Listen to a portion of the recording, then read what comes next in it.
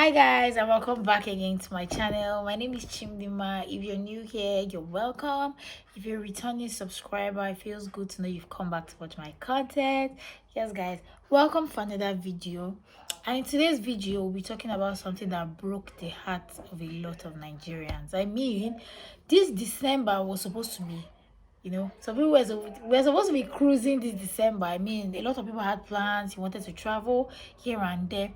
All of a sudden, the UK placed Nigerians on their red list.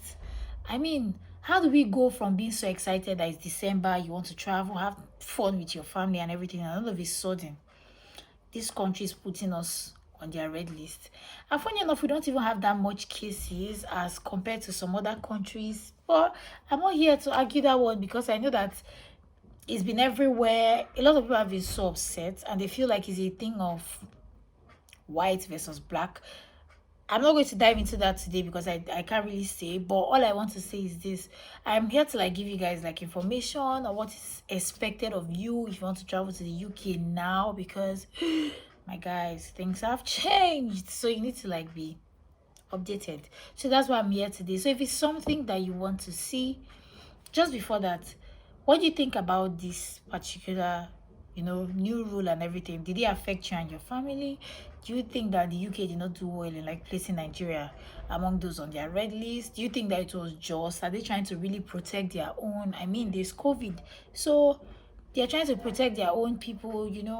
What do you think about the whole thing? Do let me know in the comment section. I'll be looking out for your comments.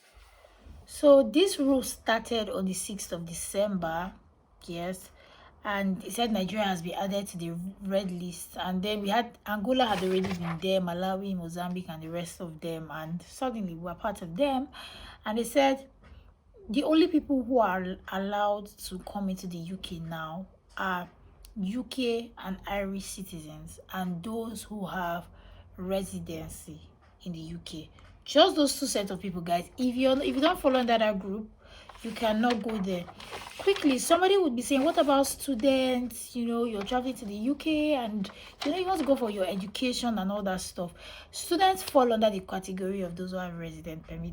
So if you have a resident permit, if you're a student and you've already done your visa application and all that, you'll be allowed to enter the UK.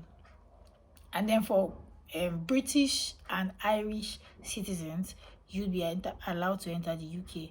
Now, they said from that day that the travel ban will be introduced, and every non-UK and non-Irish citizens and residents who have been in Nigeria in the previous 10 days, meaning they will be refused entry into the UK. So if you've been in Nigeria for 10 days, they will not let you enter into the UK. Yes, that's it. Now, apart from that, some people are also asking, okay, you want to eventually go to the UK. How much is it going to cost you? How much is the hotel fee? Because as soon as you arrive, they are moving you straight from the airport to a hotel that you're going to stay in for 10 days, guys. 10 good days. You'll be there for 10 days and they will test you on day 2 and day 8. So you don't even have to come out. So on day 2 and day 8, you'll be tested. So guys, you may be asking, so what is expected of you? How much will it cost? Now, for one adult in one room, it's going to cost you 2,285 pounds. That's a lot of money, sha. 2,285 pounds for an adult who is going to be staying alone.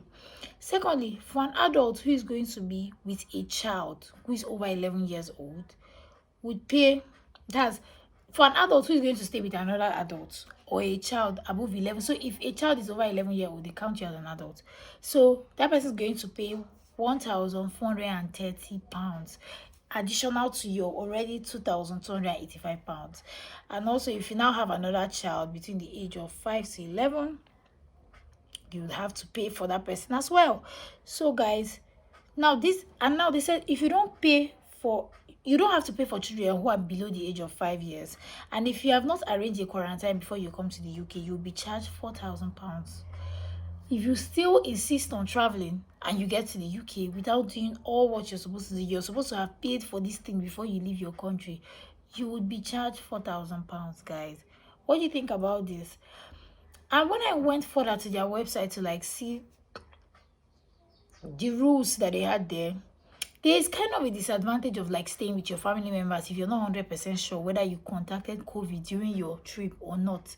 Because if they do the day 2 test for you or the day 8 test and realize that you're positive, and you already stayed in that room with your family members, your child, your husband, and all that, and you test positive, you would have to stay with them, and they will have to quarantine those other people for additional time again to be sure that they did not get the virus. I mean, it's crazy. You could have been, it's possible for you to be negative when you left your country, but maybe the person that was on flight with you was even positive or something, some kind of contact with another person, and then you just carry it. And then within the space of flying and getting to your hotel and spending 2 days for the first test and the remaining time for the second test, the person may eventually test positive. And it's just important to note, guys, that if you test positive after you stay with your family, instead of them to just take you and leave your family, they're going to have to take the people who stayed with you, quarantine them again for additional time, and take you to a place where you'll be treated. So finally, I would say what is expected of you before you travel to the UK. First, you must make sure that you do a COVID-19 test at least 3 days before your trip. At least 3 days before your trip, guys. You must have a COVID-19 test that you have to. It should not be more than. Do you understand? It shouldn't be more than. So to be on a safe side, please, if you can't, do it within 24 hours. That's one. Secondly, you'll be expected to fill your locators form online. I'm going to drop the link for you guys in the description box, where you can go to, like, it's the UK website. Even all these information, you can get them there too. So you get there to like go and get to fill in the locators form on that website. That's the second thing. And thirdly, you're expected to pay for your quarantine for 10 days on arrival to the UK. This is what the government expects you to do. So if you're coming to the UK, if you do these 3 things, you're fine. You can come in. A lot of people are so upset, and they feel like it's a political thing, because I mean there are not much cases in Nigeria, or maybe they feel that we can't even handle the COVID. I don't know. What are your thoughts about this whole thing? Do let me know in the comment section below. Did you plan to, have a merry December in the UK, and all of a sudden you came and like saw this news? How did you feel about it?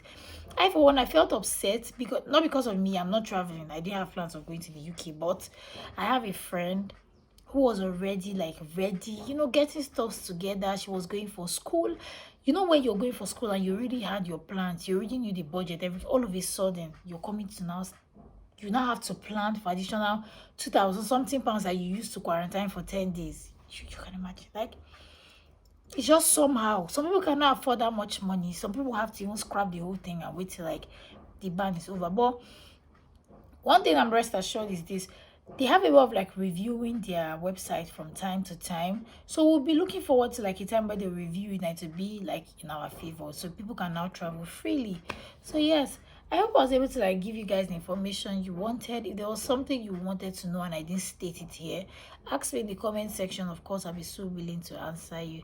Thank you guys for watching my video, and I'll see you guys in my next video. Bye.